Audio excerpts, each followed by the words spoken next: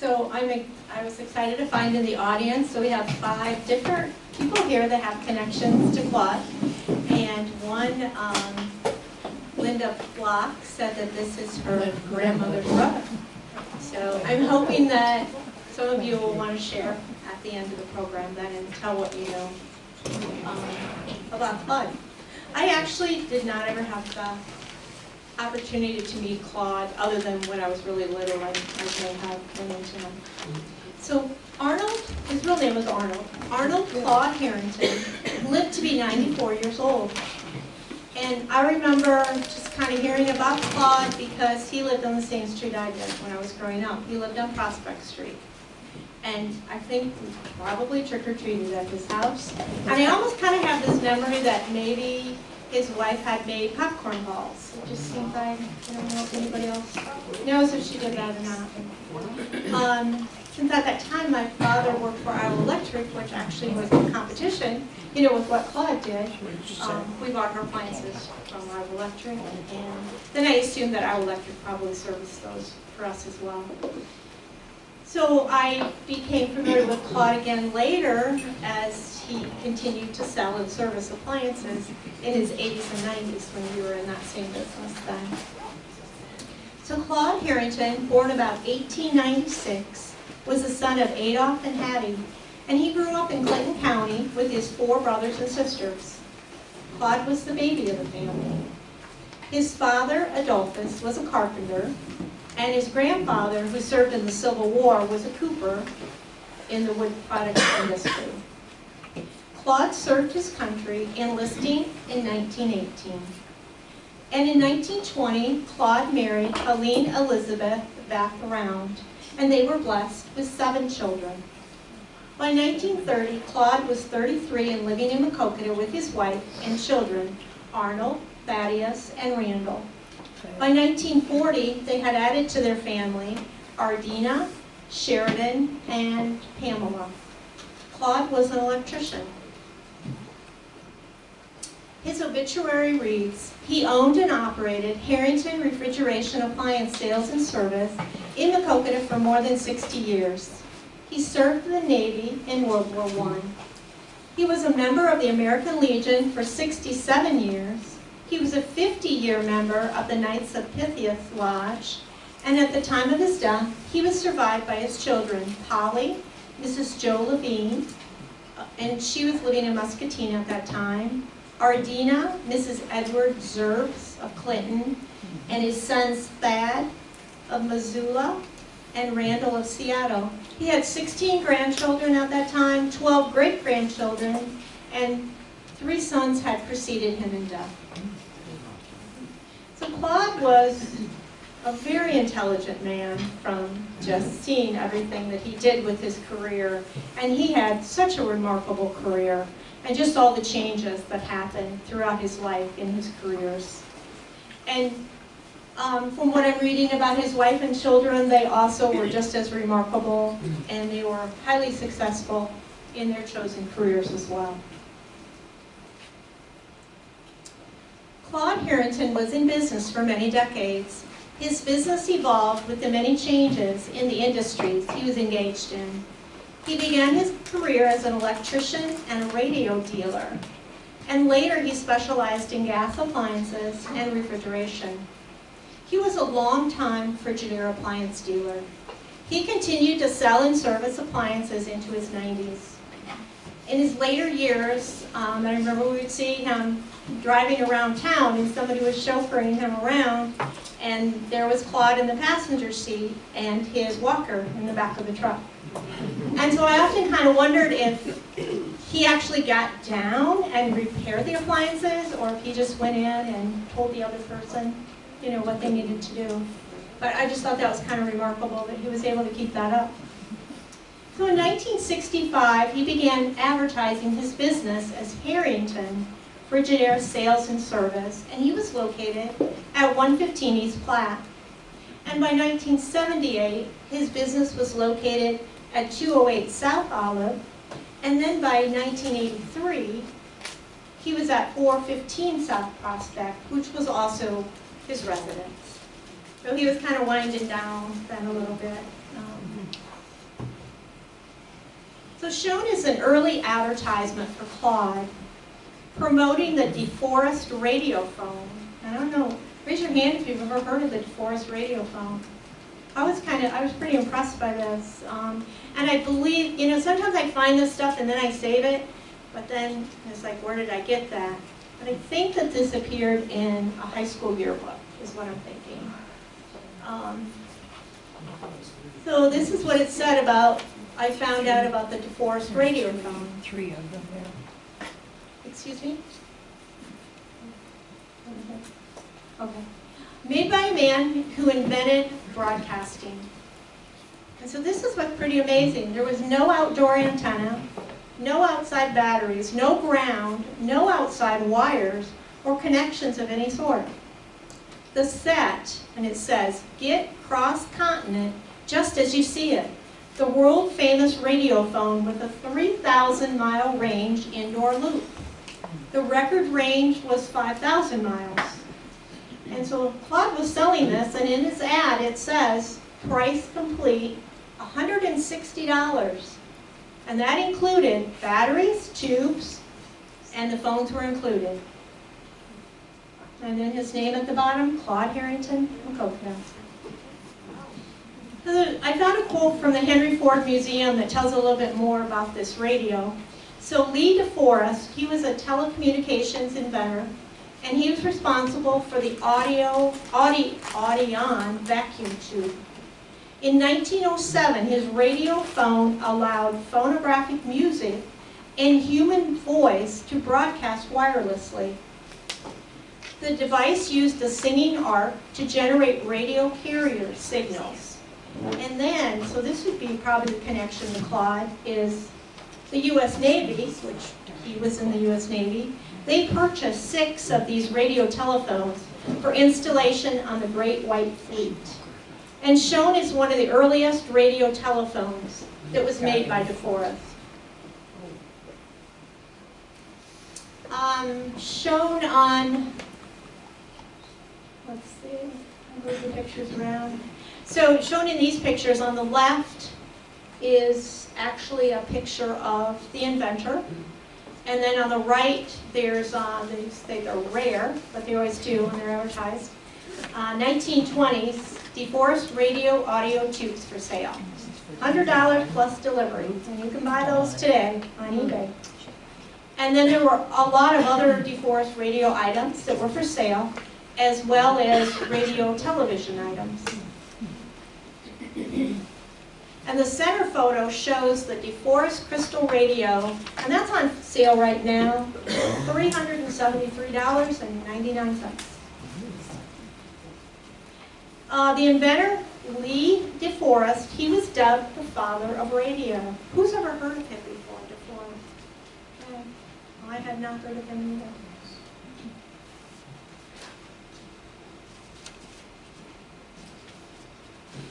And, you know, he was so highly thought of, there was actually a postage stamp in his honor.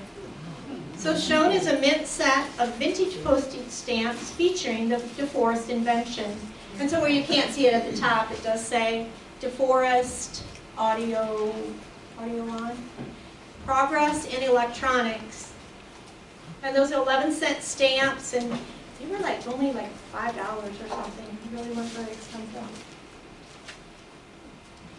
Claude registered for the service enlisting May 22nd, 1918. He served in the Navy and was honorably discharged on February 14th, 1919. And then shown is his 1942 World War II draft registration card. He would have been 45 at that time. I can't find where he actually served in World War II. Does anybody know that he had served?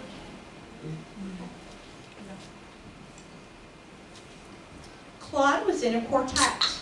Does anybody know what, if that was strings or percussion? And that quartet was composed of himself, a Mrs. E.E. Prescott, a Miss Sloan, and an E.S. McCord. And I found an article showing where this quartet had performed at a funeral service that was held at the Methodist Episcopal Church. And the person that had passed away was Mr. John Latcalf. And it looked like his son, and I don't want to go off on that tangent, was like a professional baseball player. And they were from the Clinton County area. So Claude even had his own amateur radio station. And he was listed in the amateur radio station booklet in 1921.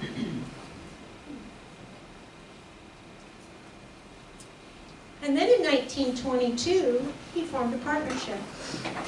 Wands and Harrington, and this is what the way back when column said for 1922. Two hustling young men have entered into partnership and will conduct a general electrical business. Both John and Claude are first-class electricians, and we predict for them a signal success. They will handle all kinds of radio work and Western Electric radio sets and accessories. And at that time, Western Electric was part of AT&T, the Bell system.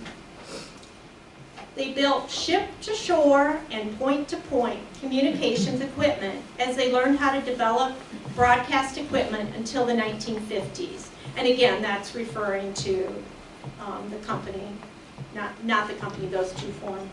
The first broadcast transmitters they made were for these radio stations in New York City, and that was in 1920.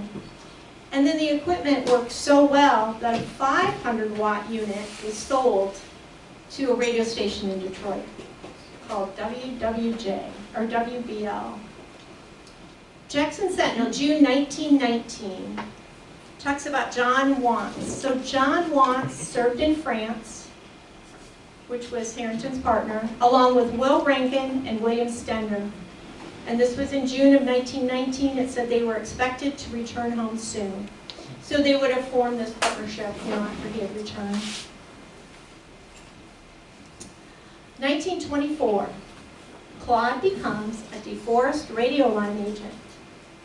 Radio fans who like to brag about the distance they can get will be interested to know that the DeForest Radio Telephone Company of New Jersey has entered into a contract with Claude Harrington of 414 South Prospect Street, whereby the latter becomes a Maquoketa agent for the complete DeForest line. Radio is sweeping the world in its enthusiasm, and it is predicted that it will occupy as important a place in everyday life as does the telephone. And I always thought, kind of those radio first on the telephone. So he had some employees. I ran across two. I'm sure that there were others, but Howard Luke Johnson, if anybody know him? Know of him? He first worked for Claude as a fuel delivery man, and then he also wired houses on his own. And then Keith House, probably many of you remember Keith House, Yeah. and his family still lives in the area. He worked for Harrington Refrigeration until 1959, so I know he was an appliance service man, and maybe he did deliveries as well. A billowy cloud of thick white smoke emerges from the front door of the Claude Harrington appliance store at 115 North Main Street, where Maquoketa firemen battled a blaze in the office at the rear of the building in this photo, taken from 1955. It was said to have started from a coal heating stove, and it damaged or destroyed many records. And I don't believe that building, I don't know if it burned all the way down then, but it appears to have been located a little bit farther north and across the street from where the bakery was. So I believe that was, probably torn down for the parking lot. Shown is an advertisement that appeared in the 1914 yearbook. And again, these things that, kind of got in on the ground floor of all these new inventions. So Claude Harrington, electrical contractor, and he had this motto at the time, representing none but the best. And so in his ad it says that he sold Westinghouse lamps, and he also sold the Westinghouse farm light plant, the Maytag washing machine, and the DeLaval cream separator and milker. Workmanship and material guaranteed to be of the highest quality. Phone 195, Coconut Island. So I pulled up some photos. So he may have sold, these are some Westinghouse lamps from the early 1900s, and he may have sold something like that. I know there's a number of houses that have lamps that look like that on the left around the Coconut area, if they haven't been replaced. And then this is an advertisement for the 1926 Westinghouse light plant. It says, here's a light plant with a name that really means something. So kind of like your own home generator for the rural area, and they wouldn't have had electricity before. So just think how exciting that must have been for him to go to these homes and provide that for people. And then I saw this metal sign, so I mean, if you had one of those, you'd want to, you know, proudly display, hey, we've got one. I mean, what a status symbol that would have been on your farm to have that metal sign saying that they own the light and power plant. They said it was easy to operate. Then there's he also sold them the Maytag washers, which at that time would have been the Ringer washers. And this is a 1916 ad that shows the Maytag washer with the swinging reversible Ringer on it. Somebody just read that. Make your wife's dreams come true. Wash day the old way is a nightmare, a bugaboo. Women folk dream of escaping someday. In your home, make that dream come true now. This machine operated on gas, kerosene, or alcohol. It had a belt drive that enabled it to run the churn to make ice cream. You could also operate it as a food chopper or a bone grinder. And I know at that time, because I have information on that, you could also grind meat, and you actually had that in the tub of the machine. Oh. Did it have a Clinton engine motor? No Clinton engine motor on that, sorry. And then on the right is the 1918 ad. The faithful ally of the wartime housewife. These machines, named the pastime, were hard to find today because those were wooden tubs, and we looked for decades to try and find one. Look, I know Bonnie wants me to say that Clinton engines put one on the Maytag washing machine. So, to Les's point, Clinton engine furnished the gasoline engines for Maytag washing machines for a very long time. And we have paperwork to prove that. When you go to Newton, to the big museum there, which is a wonderful museum, they have all the different years of Maytag washers, but they never admit that Clinton engine made their early engines. They always say they always made their own engines. Not so. They won't admit that. They won't admit that.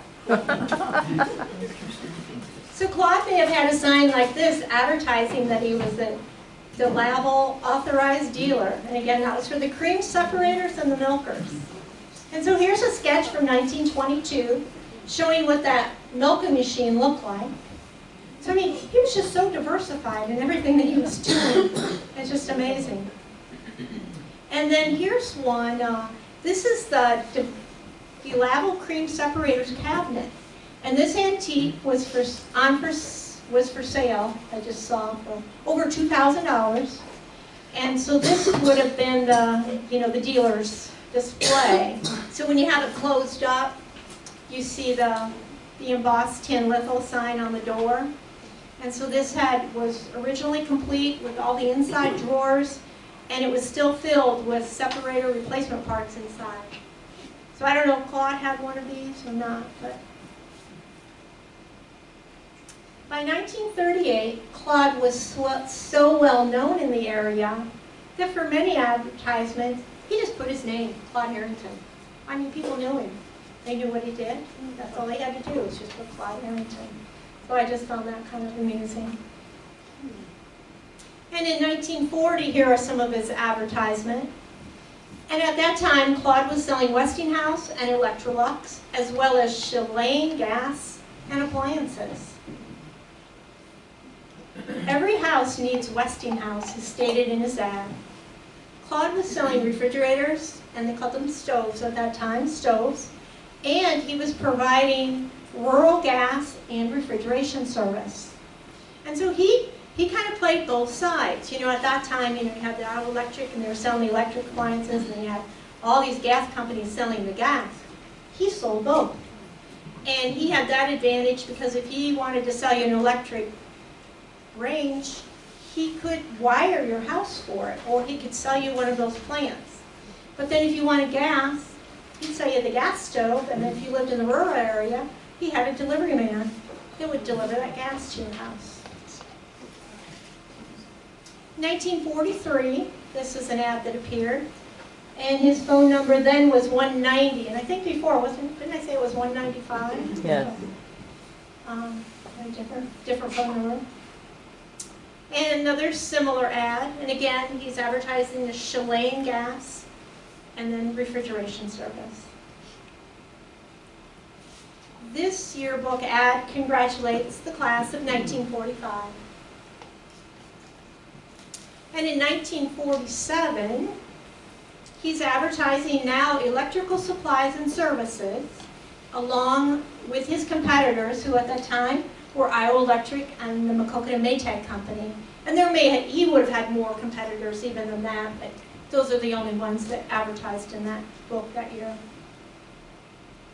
Then by 1949, he changed his ad to the Frigidaire store. Same phone number.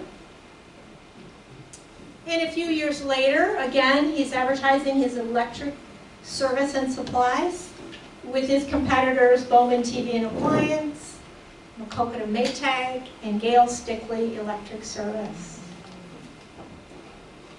And they would have all been, I guess, that Maytag company would have been close in proximity to where the Bowman TV and Appliance. And I'm not sure where Claude was at that time, his address, but I don't know. And I'm not sure where Gale Stickley was at that time, if he was on Western Avenue or downtown. And the 1967 directory, now he is also doing commercial work. So this advertisement showed that he was servicing commercial refrigerators and freezers, and he touted that he had over 30 years of experience now in working on appliances. And there he has a real telephone number. Oh, thank Yes, you for there pointing is. that out. It's 1967, now we've got to that. 652-3541, so he's got a new telephone number. And in 1988, and now he's getting up in years, he no longer advertised in the yellow pages. But in the white pages it read, Claude Harrington, owner, Frigidaire Sales, 414 South Prospect. The advertisement shown was probably sometime in the 80s, and it was probably a newspaper advertisement. I know it's the 80s because it's got microwave ovens on there. And compactors. Oh, and the compactor. So look at the change. I mean, you know, just all these new inventions. He was able to keep up with the times.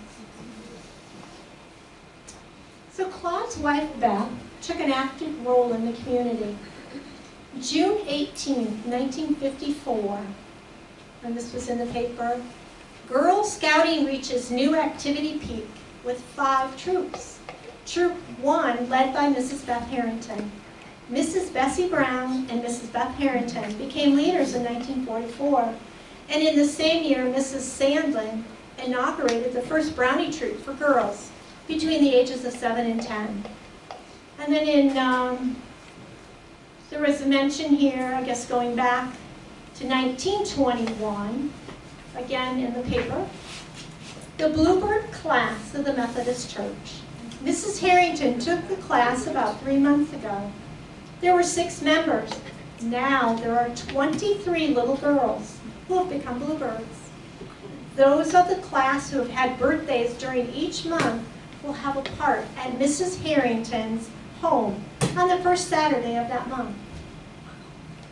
And then in 1938, in the Centennial Edition, the Order of the Rainbow Girls. Much credit for the success of assembly should be given to the mother advisor, Mrs. Beth Harrington, who has been mother advisor of Assembly number 14 for the past 4 years and has been an ardent worker toward the order. Mrs. Harrington was mother advisor from 1934 to 1938. And she may have been other years too. That's just what that particular article said. And then in 1954, she was a grand representative of the Order of Eastern Star. And that position she held from 1934 to 1935. But yet it appeared, I guess, in the paper in 1954, so maybe that was like way back when too. So Claude's children, Arnold Leon Harrington. He graduated from MHS, and his class photo is shown on the left. And you can see he participated in glee club, band, music, bells of, however you say that name. Does anybody know how to say that? Kathy does. Beaujolais. Oh, thank you. And one-act play. He later became a laboratory technician at a doctor's office in California. And in 1947, he married Joyce Antonio Sangalen in Shanghai, China. And they were the parents of Arnold Leon and Sylvia. Son Roderick Lee Harrington was born in 1923 and sadly died at the age of 3 years, 3 months, from complications from what appeared to be a relatively minor surgery. And so pretty sad. Thad's son, Claude's son Thad, graduated with the class in 1943, and he lived to be 95 years old. The newspaper announcement in 1945, Thad A. Harrington, 165-pound mat champ of Notre Dame University. Thad, son of Mr. and Mrs. Claude Harrington, won the Notre Dame University Wrestling Championship in the 165-pound class. In the final match of the championship round, he pinned his opponent in 32 seconds and was awarded a gold medal from the university. Previously, he had been pronounced champion of the Naval Officers Training School located at Notre Dame. Harrington began his wrestling career at Maquoketa High School, where he was the star of the local team. He had also attained, while here at Maquoketa, the rank of the Eagle Scout Award. And in 1938, when Maquoketa held the centennial, he participated in that, and he played the part of a brave. Shown is the University of Notre Dame building, and there's a notation on this postcard, and so I'm not sure if they're referring then to his grandparents, but it says, a postcard from my grandfather to my grandmother sent in 1945, depicting a then new Rockney Memorial Gym. Thad wrote about his frustration that he had so much studying to do that weekend that he could only step away from his books to eat and go to Mass. And then he wrote, some things never change. I imagine that would have been a pretty demanding school to go to academically. Randall Harrington to receive degree. Randall Harrington, son of Mr. and Mrs. Claude Harrington, will receive his degree from the School of Electrical Engineering at Iowa State. Randall, his wife Christie's, and their daughter Coco, 6, and Mickey, 5, will leave for Seattle, Washington, where Randall has accepted a position with Boeing Aircraft Industries. Christie, the former Kukio Manabe, a native of Japan, became a U.S. citizen in Des Moines on November 3rd. So Randall graduated with the class in 1945. He was a combat veteran of World War II and the Korean War. At the time of his death, he was survived by his wife of 62 years and his daughters. He was also survived at that time by his remaining siblings, Thad and his sister Ardina. Ardina Harrington was born in 1930, and she may still be living. Her husband, Edward Zerbs, aged 91 of Clinton, had passed away about 5 years ago.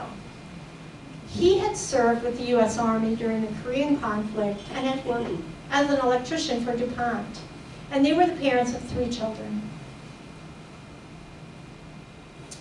Photos shown of Claude's son, Sheridan, and that's from the 1952 yearbook. Makokata Marine dies at San Diego. Marine Private First Class Sheridan Dolph Harrington, 20, son of Mr. and Mrs. Claude Harrington in Makokata, died Friday at a San Diego Naval Hospital. His parents reported on Sunday. Young Harrington had been hospitalized since June for being overcome by the heat while he was on tank maneuvers. The body was returned for burial, and Sheridan is buried at Mount Hope. He graduated with the class of 1952. Claude's daughter, Pamela, and her nickname was Polly, died at the age of 73 in 2013, and she's buried in Rock Island. Pamela Cray Harrington was born April 24, 1939 in Makokata, and she married Wendell Joe Levine in Nashua. She was valedictorian at Mount St. Clair Academy in 1957 and completed her teaching certificate there. She began her teaching career and taught throughout Iowa and Illinois, and then she went on to receive her bachelor's degree from the University of Iowa and her master's in 1984. And in 1971, she came to the Muscatine School District, and a decade later, she became the principal, serving schools in the district until her retirement, which was in 2002. Holly had also pursued her doctorate, and she completed everything except for that dissertation. And shown here is a newspaper clipping from when she was younger. 6 young women in the Makokata area were honor students at Mount St. Clair, first semester. Mrs. Polly Harrington was one of 10 in the entire academy to rate the honor roll. She is a sophomore in high school. So the Harrington family, you know, they were so involved and made so many contributions to our country, to our local area. And I just feel like I don't know if the Jackson County Hall of Fame, if they ever do families, but they would definitely be worth being considered to being inducted into the Hall of Fame. So that is the end of my presentation. We have time left. So would anyone, you don't want to come up and share, that's fine. You can share from the audience. But who would like to share about the Harrington family? Did you want to talk a little bit at all? No? Okay. So I have 2 ladies. She was our Girl Scout leader. So Norma Moditt and Sandra Kinray. And Sandra. Beth was our Girl Scout leader in the 1940s. So in the 1940s, Beth Harrington was their Girl Scout leader. Is that what you said? Probably. Girl Scout? Or did you say something else? Girl Scout. Girl Scout leader. Okay. Because she was, you know, with so many other things as well. And then Linda, did you want to share anything? This was your... I don't remember a lot of that. So I remember going to the shop, like as a child. You remember going to a shop? Right, Okay. but I don't know where it was at. Sure. Yeah, it's hard to remember. And Ardina isn't much older than that. Oh, she's not. Okay. She was born in, you said 40? I think so, yeah. And I think Ardina is still living. And then we have a couple, right, Ardina? We have a couple ladies over here that knew Beth Harrington. Do you want to share anything about Well, that? I thought he was a funeral director. Harris. My dad owned Phillips Grocery, Harris. which is right across the street from Harrington's when we were growing up. And we spent a lot of time over there. And she would cook lunches for us and let us take naps in hers. She had a baby bed in the back room there. And Polly was our one and only babysitter. So we were very close to them, I felt like. And they were kind of like another grandma and grandpa to us. And Yeah, we just loved them. I got my first washing machine from Claude and Keep House, and my dad, Claude would come over and work on the refrigeration in Dad's store, and I don't know, I was pretty young, but I thought they were our family. It felt like that. And they were very kind to us. And I remember being really sad when Polly had to go to college because she wouldn't babysit anymore. But she was like our big sister. Yeah. Yeah, I loved them. Yeah. I think they were just very, very well respected and adored in the community, and Well, they were so successful. And I think, successful. My God, their kids too. Absolutely. And their house was not much. I mean, they're frugal evidently. Yeah, I mean, for all that he did, he should have made pretty good money, maybe. But, yeah, you wouldn't know it. Yeah. And maybe he was like one of those techies then that wanted all that new radio equipment, and maybe he, I don't invested in some of that. Yeah, I would have never thought he did all that. I thought he was just the refrigerator and washing machine man. And that's what people remember him for, Yeah. the refrigeration, but when you look way back and... anyone have any questions about anything? Sue, could you go back to the picture of his store that had the fire? Sure. Because I'm hoping that somebody remembers about the Clover, the store next to it. Oh, okay. Hinckley's drugstore. There was, Well, the odd numbers will be on the east side of the street. Okay, that one. On the east, Okay, that would be on, I would think, because okay. I'm an even and I'm on the Okay, west. does anybody remember the Clover Farm store being there? no, I think it's on the west. I think the odds, you don't think the odds are on I the don't west? know. Well, I mean, I'm at 312, my folks were Oh, yeah, you're, 315, okay, and you're they were right, on you're the right. east. So I So think this, 115. oh, so then it can't be across from the bakery, It might be where the bakery is. Oh, that sure. would be- No, it can't be where the bakery It looks like is. it's close to the corner. So you're talking about, you want to know what that store is before. It says Clover Farm Store. And then it says closing out sale. Yeah. And then I think it moved down way at the end of North Main Street, kind of where Charlie Sager's, down in that area. Does anybody remember that? We're trying to figure that out. So anything you could remember would be helpful. So do you think those two buildings maybe are torn down kind of beside the Decker House? Do you think that's where No, they were? because we're saying on the other side of the street. Oh, no, you're saying on the other side, I mean, Right. the other side. Nearer the bakery, but it couldn't have been the bakery because we know the history of that going back. So would it have been north of the bakery, do you think? Like where the dentist's office was maybe, where Dr. Rader and. Dr. Maybe? That's a brick front, isn't it, along there? Yeah. Like a newer front, where people call it their own building. I just don't ever remember Clover Ridge store being there. Who ran Clover the Farm store. Who ran that? I've never heard of that before. Clover Farm Store.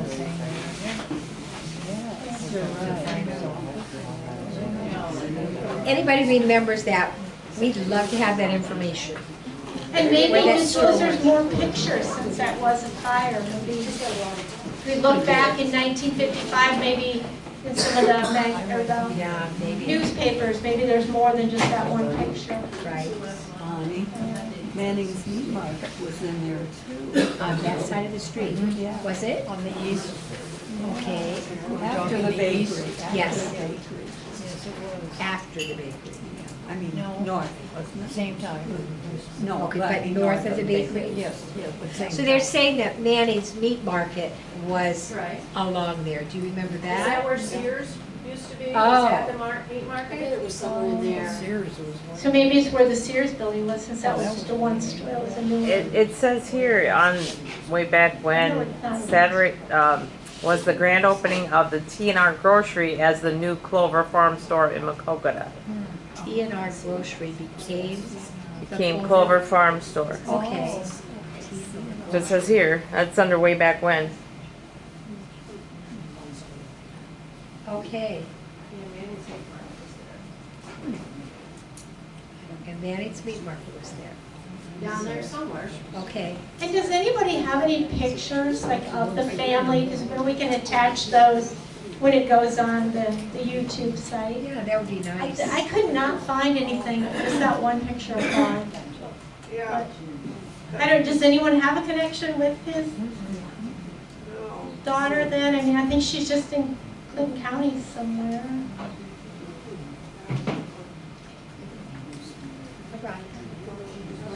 That was in 1952 was when that new Clover Farm store opened. This one, Yes. okay. In 52, so I wonder if it has sustained some damage there too. Okay, good to know. Okay, if anybody thinks of anything else we sure would like to know. Yeah, well, and again, we'd love to get some family, like a picture of like the Yes. whole family. I'd love to attach that on there. Thank you. All right,